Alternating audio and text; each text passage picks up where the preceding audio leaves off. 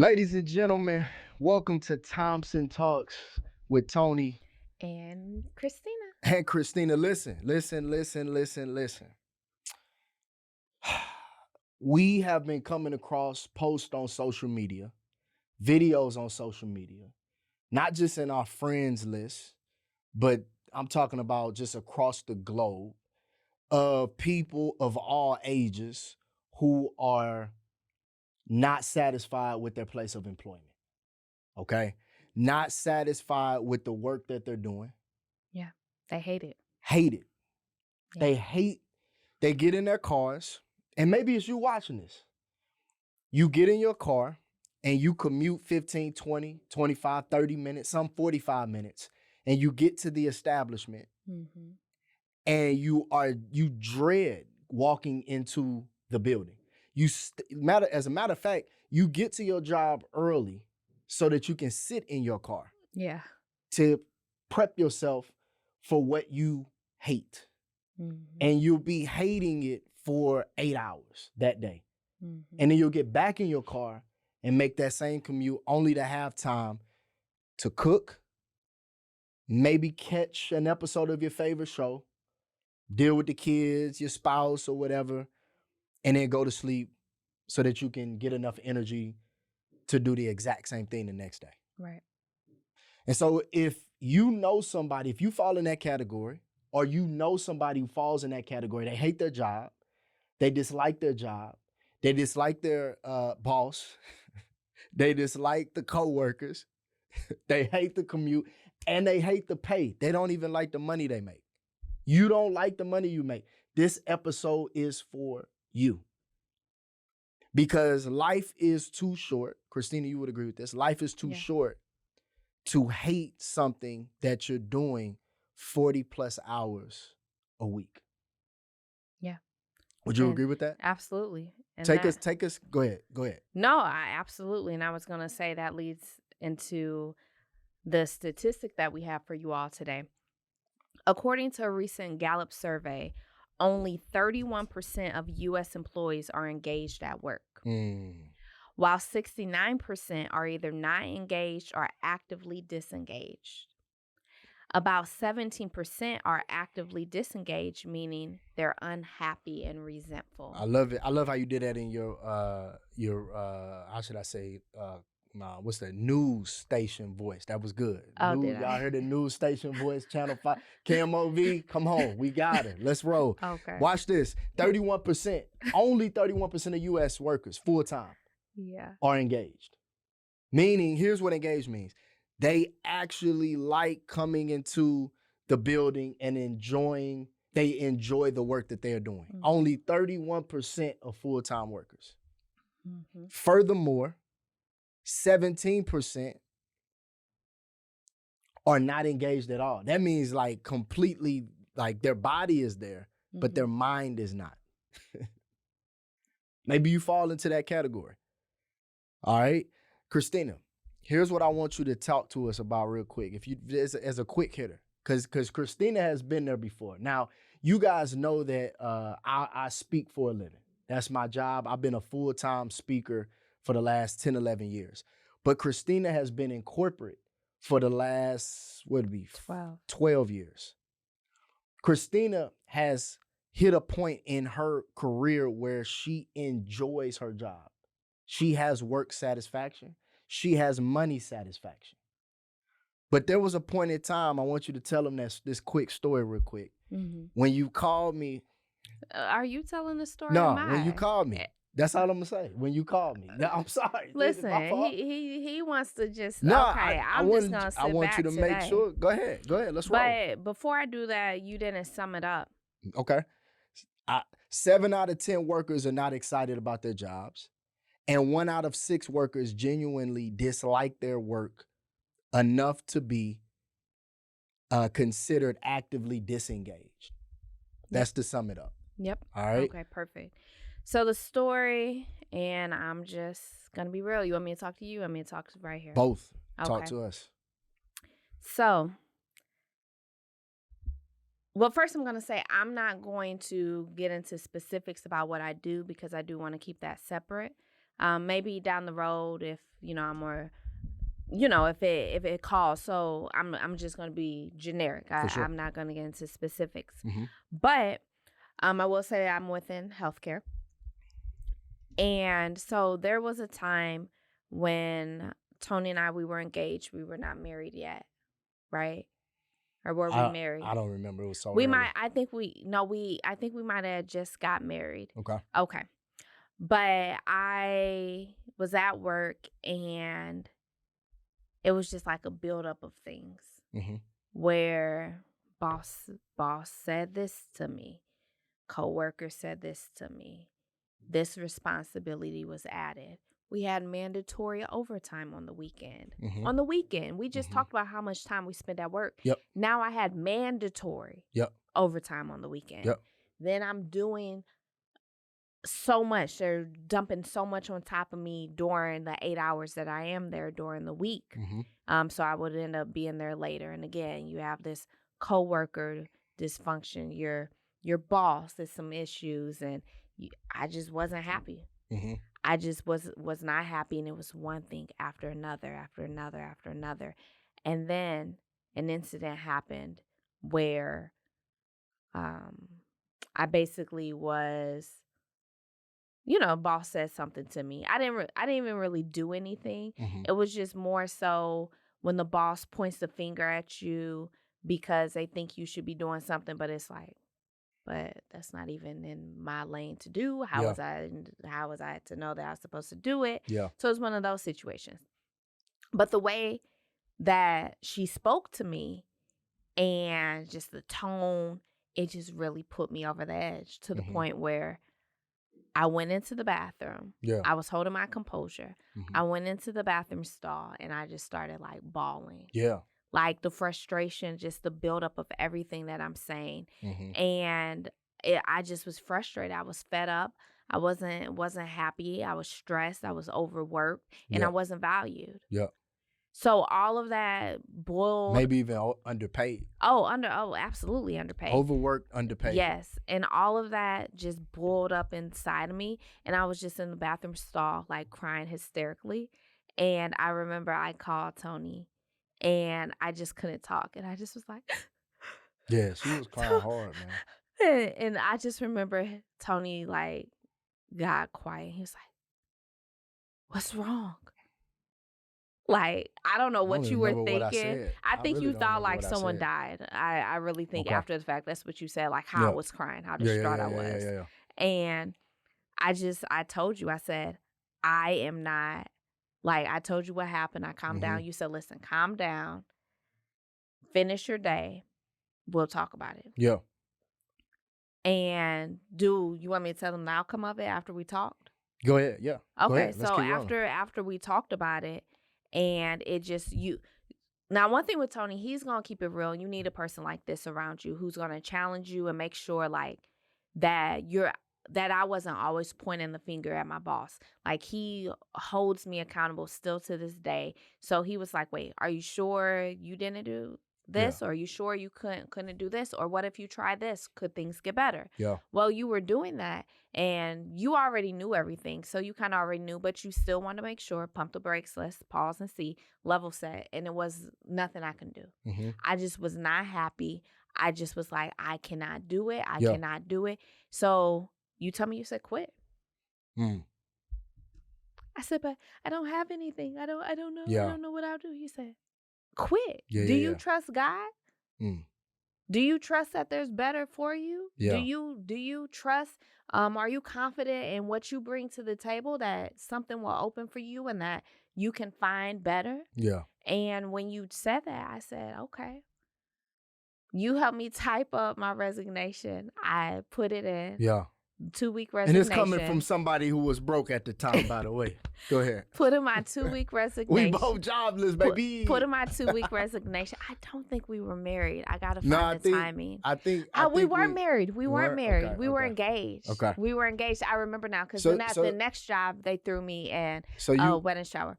So I remember I came home. I told my parents. Yeah. And I said, Yeah. I put in my notice. They said, "Oh, okay. Where are you going?" I said, "I don't know.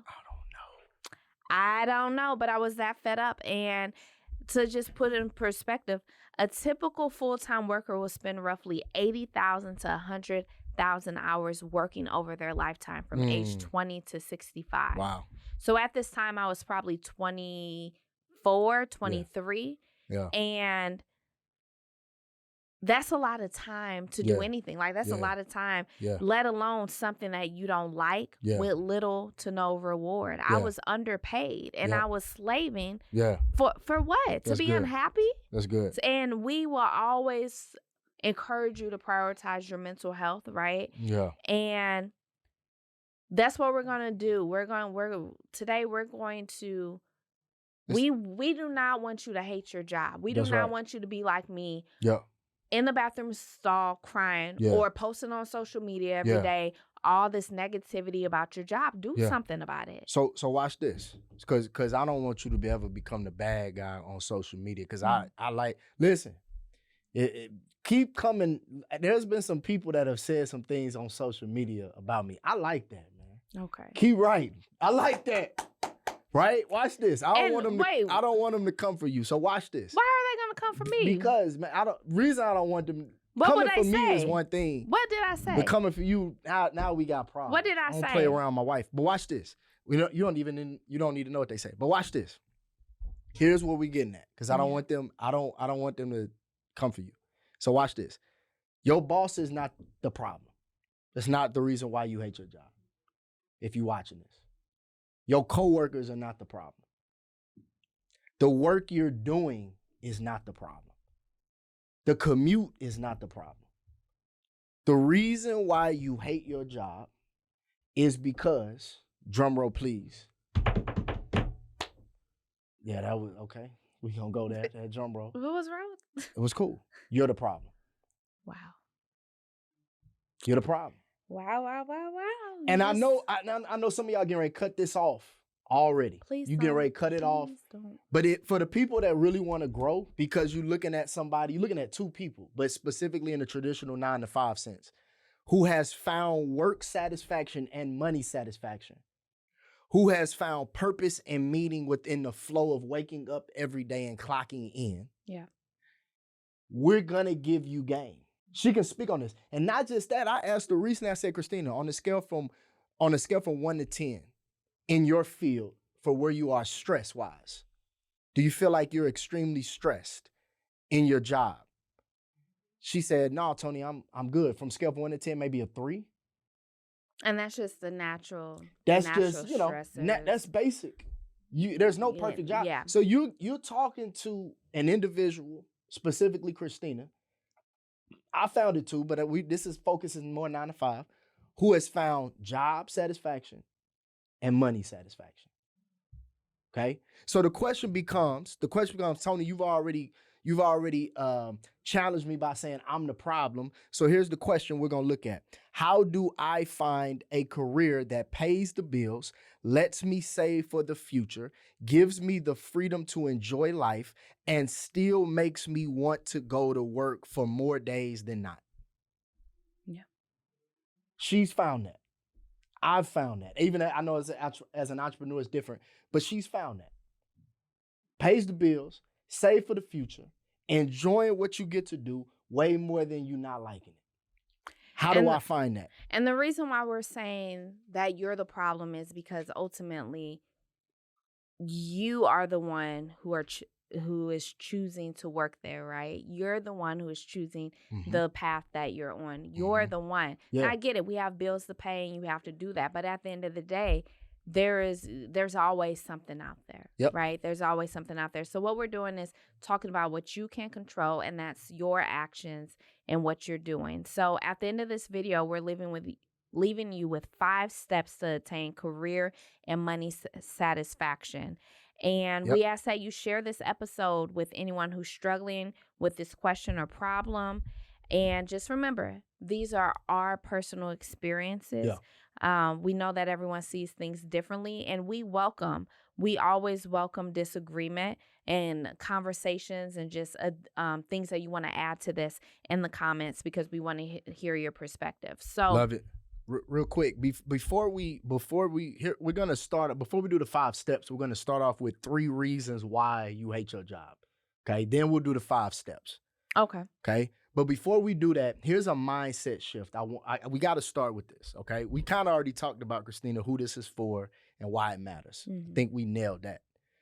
But the mindset shift is this: the you part. I want to go back to the you part because here's what I want people to understand. There's this quote that's floating around that I think is very wrong. And it is, you are not your work. People say it all the time. You are not your work. Yeah. I hate the quote because I believe that who you are and what you do go hand in hand.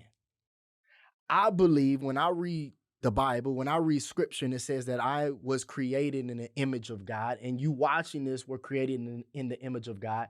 And I go back to someone like Adam, who was created. God gave him work to do.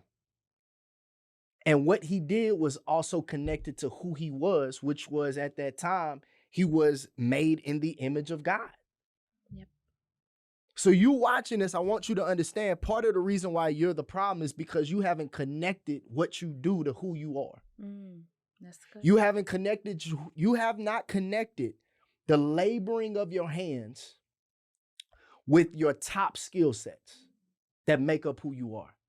You have not connected the sweat of your brow to your top skills that you enjoy putting effort towards. You haven't connected because you're running around saying, well, that the doing is separate than being. No, they're not. In fact, it's a reflection. My doing is a reflection of who I am. And so we're getting ready to unpack that here in a sec through those 5 steps. But I wanted them to get you were going to say something? I wanted them to see that shift your mind. Because some of y'all are picking jobs outside of your skill sets. And we're going to get in there in just a second. All right. So deep discussion. 3 reasons why you hate your job. Do you want to do number 1 or do you want me to do number 1? 3 reasons why you hate your job before we get into the 5 steps to take to attain job satisfaction and money satisfaction. You want me to do Yep, one? Number I one can or do you? it. All right, number one. 3 reasons why you hate your job. You're not using enough of the skill sets you possess at your job. So when it comes to my top 3 skill sets, I am detail oriented. Personally. Now watch this. These are personal skill sets. These not even professional. We're talking just who Christina is as a person. Yep. I'm detail oriented. I have great organizational skills and great time management. So if my current job did not require me or allow me to use 1, 2, or 3 of my skills, then I would not have the job satisfaction that I currently have. I could potentially hate my job. So because that is the core, no matter what we're talking about, right? This morning, I sent Tony a list of our time map out of everything before we got here to Let me see if I can record. Because that's my organization, that's my time management, and me being detail oriented. So Tony makes jokes of it, but again, if I had a job where I couldn't use that, I would hate my job. It's a list right here. List right here. Okay. A whole list. Just she got lists. Keep going. If she's an organized person. Christina had who she is. Time, Who she is. Time, organization. Christina can't operate in chaos. So therefore, who she is I'm organized. She's very much a person who can put things in their respective drawers, if you will. Right? Like at home, in your bedroom, you got drawers and you have things in your top drawer. Usually got your socks and your underwear.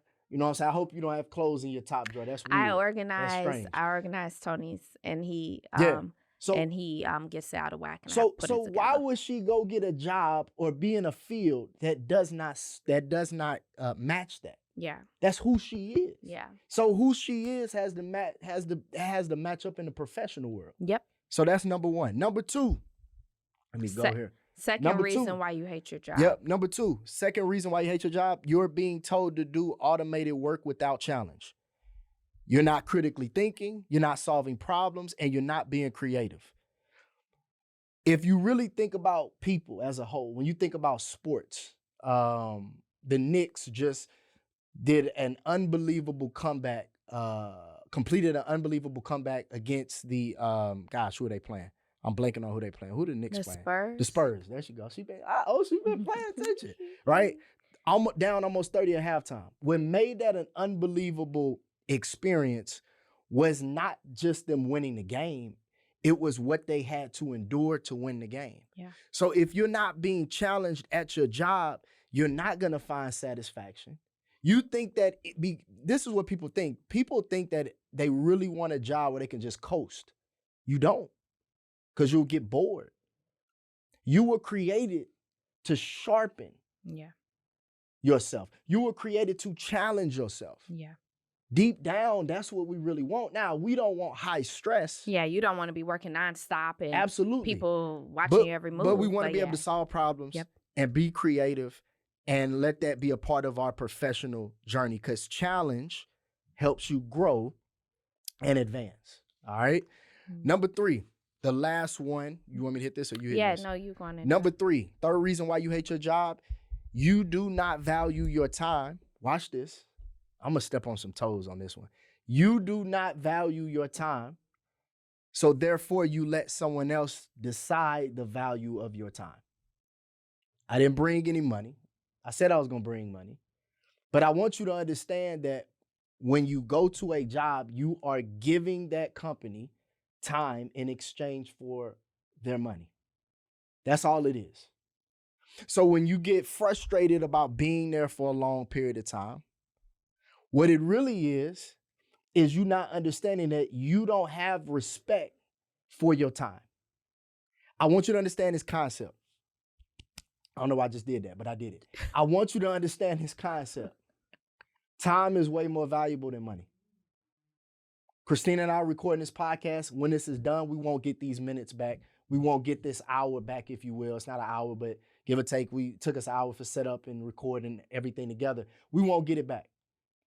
But if I spent some money, like we spend X amount of dollars every month to record in this studio, we can go get that money back. We can make more money. We can't make more time. Yeah. So one of the reasons why you hate your job is because you disrespect your time. Mm. So imagine somebody slapping somebody open-handed, disrespecting them. It is literally like you open-handing yourself as it pertains to your time. So you let other people disrespect your time, and you get frustrated with the job itself when it's not really the job itself. It's the disrespect that you show towards your time.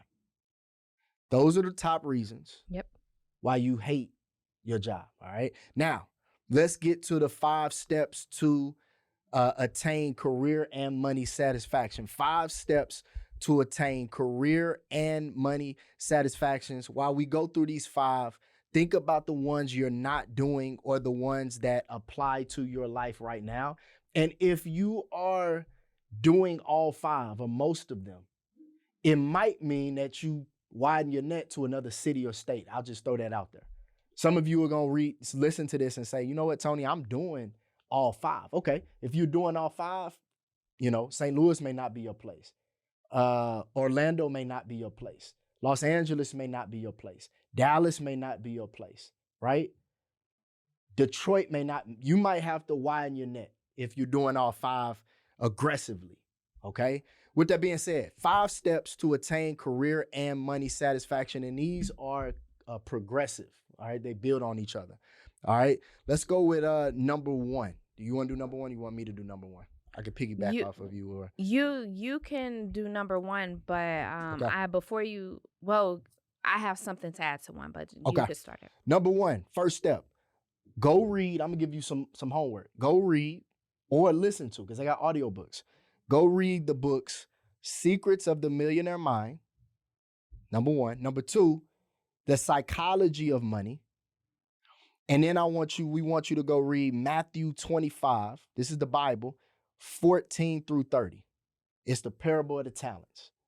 Secrets of the Millionaire Mind, The Psychology of Money, and Matthew 25:14-30 in the Bible. Here's what we want you to And we'll create. put those in the show notes, We right? put them, we can put them in the show notes. Great Okay. idea. Here's what we want you to understand. The first two books will help you value your time more. And it will give you a different perspective of money as well. Okay? Because that is very important. We've been talking about the value of your time. So it'll show you a much healthier connection between time and money.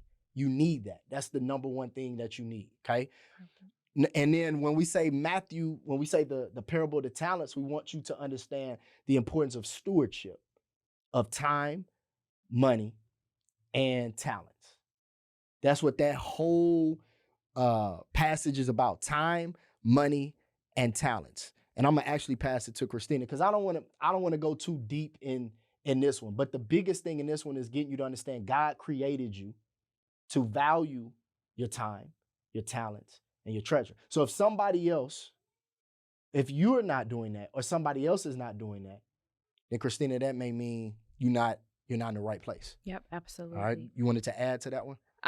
No, we could keep going. Let's keep going. Number two. You doing number two? Yep, second one. Second step. Is after you've done that, here's number two. Then you need to audit your skills. Mm-hmm. So in Tony's grandpa's, we call him Pawpaw, in Pawpaw's tool shed, he has a room full of tools. Yeah. And I mean, it's just lots of tools. So when we look at the tool shed, it equals a room full of skills that I can use to solve problems, right? Yep. So I guarantee you, whatever we may need to fix, if we go over there and we say, Pawpaw, can we borrow something? He's going to go in that shed and it's going to be in there. It is. Right? It is. So that equates to the skills that we all possess, right? Yep. And you have to audit your skills. Now, again, in Pawpaw's tool shed, he has all the tools. But let's be real, I don't have all the skills. Yep. When you list of all of the great skills, and you don't have all of the great skills. Yep. So that's why you have to know what are your a list. What are your 10 best skills? Yeah, that's good. Let's list them out. Your 10 best skills. Then make a second list of 10 skills that you enjoy using the most. That's good. I can be good at something, but I may not enjoy That's good. Using that skill. So you need to have that list. Then the third list is 10 skills that challenge you without overwhelming you. That's good. So you need to make sure that you identify your skills and audit them. My list will be different from yours. Yep. And even if you have done this in the past, we're always changing and evolving. Absolutely. Like now with kids, like there's different skills that, I may, be lower on the list now because I'm like, hey, I need to adapt to that. I need, so if you've done this, you may need to redo it, audit your skills. Love it. Broke it down beautifully. Number 3, after you've done that, do this. Make a list of the 5 people you would like to serve or solve problems for. Okay. Now, this may come across as more entrepreneurial, but it's not. Most people who work a traditional 9-to-5, or like Christina, you're in corporate, there can be a disconnect between the work you're doing and the people you're helping. Yep. And if there's a disconnect between the work you're doing and the people you're helping, you may lose fulfillment or purpose or meaning. Okay. So as a speaker, I'm going on stages and I'm seeing the impact. It's right in front of my face. Or I'm reading it in a DM where students are like, oh my gosh, you've changed my life. But sometimes for Christina, she may be, having meetings and pushing different documents and paperwork and may forget that I am advocating for the rights of certain individuals. But if she can go in her head and remember that, it can help her push past some of the days that challenge her the most. Yeah. And it can remind her that this is not just about paperwork. Yeah. This is about people. Yep. Or not just about paperwork, or not just about money. That's good. It's about people. Yeah. So when I say 5 people with 5 problems, be very specific. So for me as a speaker, I'm using as a speaker, but again, this applies to traditional 9-to-5. I knew that my focus was going to be like a 16-year-old male who was struggling with mental health issues. Mhm. That's one of the people that I love to speak life into and love to help problems I like to solve in their life.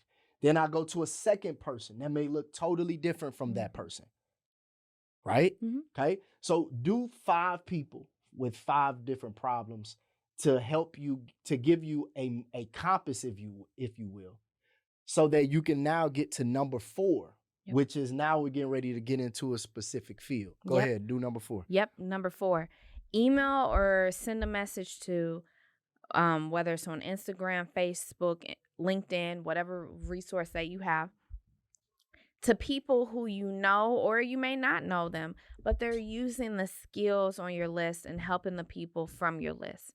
Ultimately, build a relationship with them.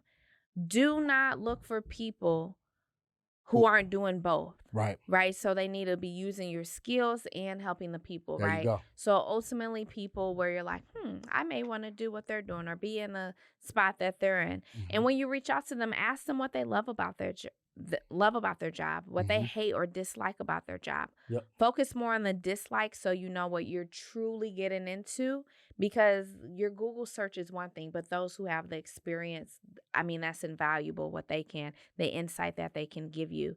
So reach out to them, truly get to know what's going on. And that's real quick. We ain't got to hit that last one, but mhm. that's the biggest one. Yeah. In number 4, which is like truly doing your due diligence Yeah. to see what the job entails. Yeah. Because a lot of people go into a role of responsibility, not knowing everything that's on the table. Yeah. How long would you say, Christina, in corporate, when you first get a job, there's that feeling of the honeymoon feel? Like when you first get married and it's like all butterflies, how long would you say that lasts? For every person is different. For me, I would say 6 months. 6 Because months. for probably about 3 months, you're still learning. Yeah. And then the next 3, you're like actually now doing it on your own. So after that 6 months, then because then you're kind of on your own and you may start to really see some things. So yeah, 6 months, I would say, in corporate. So if I was looking at your field and let's say I was this person that's emailing and DMing, you would be able to give me input, guidance, and insight into that life after that 6 months. Yep, exactly. Like, so that I know that, hey, wait a minute, Tony, let me you be telling me, Tony, let me explain this to you. And that way you can prepare yourself, because a lot of it is so you're not surprised, there right? You go. So knowing what to and how, okay, well, if that's going to happen, let me do this so I can prepare for it. Yep. Quit walking into jobs blind. Yeah. Quit doing that. That's good. Don't quit. Too many people are walking into jobs. Too many resources blind. out there Way too for many you. Resources. And also when you reach out to them, ask them about growth opportunities in the field, in their field or company, ways to move up. Yep. So this way you just can kind of have insight. So again, you know what's to come and what you can expect. Good. Am I doing number 5? Yep. You may not get to the bonus. Number 5, okay? Use ChatGPT or the internet, whatever tool you want to use, to research earning potential. Okay, now we've kind of picked some fields, we've reached out to some individuals, and maybe through those individuals, they can give you guidance on the earning potential too. But do your due diligence to figure out a range of the lowest and the highest amount of money that this job or this field can bring to your bank account. Yeah. Don't listen, especially if you got, and some of y'all watching this, you got big bills. You got a lot of kids. And even if you don't have big bills and a lot of kids, you still deep down want to make sure, or you still deep down know that you don't want to be, as Christina said, she was overworked and underpaid, right? It doesn't mean everybody watching this has to have a desire to be a millionaire or multiple 6 figures. You don't have to aspire to that or for that. But just make sure the range makes sense to you And you could be comfortable maybe if you aspire to be on the middle of that range or on the high end of that range. But you need to research the earning potential. Okay. With that being said, should we do the bonus or should we pivot? Well, basically, just the bonus is Yep. whatever job you're at, Yep. right? If you do start a new job or a job you are, stop doing the bare minimum. Yep. Take on more added responsibilities Yep. so you can add that to your resume. And I'll talk from experience. I do not have a graduate level degree, but I have graduate level experience on my resume. And that has afforded me and opened up opportunities for me that most people will not get or have the opportunity roles to do without that graduate level degree. That's good. So what am I saying? I'm not saying that don't get a graduate degree. I think that's awesome. There's some roles where you have to have it. But what I am saying is stop making excuses. Yeah. And take on more at your job. Learn new things. Step outside your comfort zone so you can add that to your resume, because ultimately, there you go. When you put that on your resume and you apply for a new job that offers more responsibilities, you can, have that, and then this will help increase your pay by 10 to 20%. Can I ask you this question? The more work experience that you have, the better. And that does not always mean, more time to get it. No, just take on more. Can I ask you this question? Were there times at previous jobs where you didn't necessarily feel like taking on certain roles and responsibilities? Absolutely. But I'm thinking of the end goal. Yeah. If you're just focused on day-to-day, if you I have a plan, I know where I want to get to, then do it, because that is the reward. Knowing okay, I may not see it right now, but I know this is going to pay off. That's good. That's Okay. good. With that being said, listen, I hope you got value from that, from those 5 steps and from those top reasons from our perspective, why you may hate your job in 2026. Like we always do at the end of every single episode, the most important decision you'll ever make will not be where you choose to work. Yep. While we know it is extremely important, work satisfaction, we value it. It is, probably top 4 on our list, I should say. But we know it's not the most important thing on our list that makes us go in life. Yeah. Okay. The most important thing that makes us breathe and have meaning and go in life is our relationship with Jesus. Christina will tell you she would not be where she is in her career if she didn't have a relationship with God. Yeah. Right? Yeah.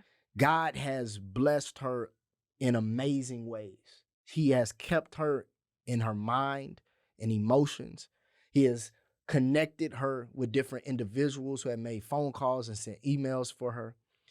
He's even shown favor in corporate for her career in ways where you could argue she skipped the line, if I'd say it like that.